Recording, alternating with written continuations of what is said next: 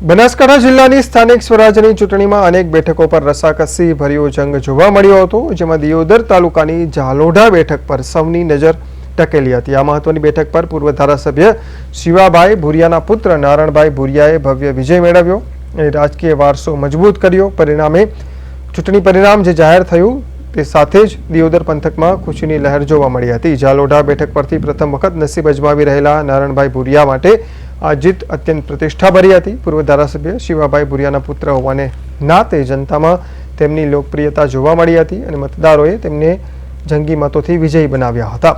નારણભાઈએ આ જીત બાદ મતદારોનો આભાર માન્યો। તેમણે કહ્યું કે તેઓ જનતાના પ્રશ્નોના નિરાકરણ માટે હંમેશા તત્પર રહેશે। પરિણામ બાદ વિજયી ઉમેદવારના સમર્થકો દ્વારા વિજય મનાવવામાં આવ્યો હતો। મોટી સંખ્યામાં ઉમટી પડેલા કાર્યકરોએ નારણભાઈને ફુલાર પહેરાવી અને ગુલાલ ઉડાવીને વધામણી આપી હતી।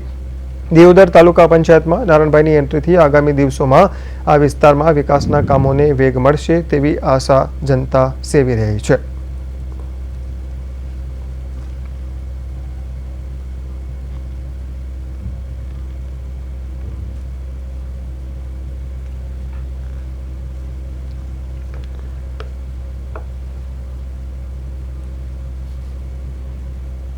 दस तालुका पंचायत ની સીટ ઉપર આવતા ઝાલોઢા, નરણા, વાતમ નવા અને વાતમ જૂના તમામ મતદારોએ કોંગ્રેસ તરફી મતદાન કરી અને મને ભારે લીડથી મને વિજય અપાયો છે। એ બદલ ચારેય ગામોનો હું હૃદયથી ખૂબ ખૂબ આભાર માનું છું અને ભવિષ્યની અંદર ચારેય ગામોની અંદર સારો વિકાસ થાય, સારા રોડ રસ્તાઓ બને અને બધાનું સારું કામ થાય કરતા રહે।